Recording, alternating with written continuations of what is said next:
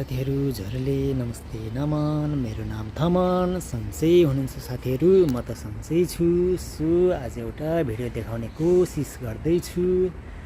बोल्न त खासै आउँदैन खै के भनेर अरू। सो भिडियो हेर्दै गर्नु होला है त साथीहरू।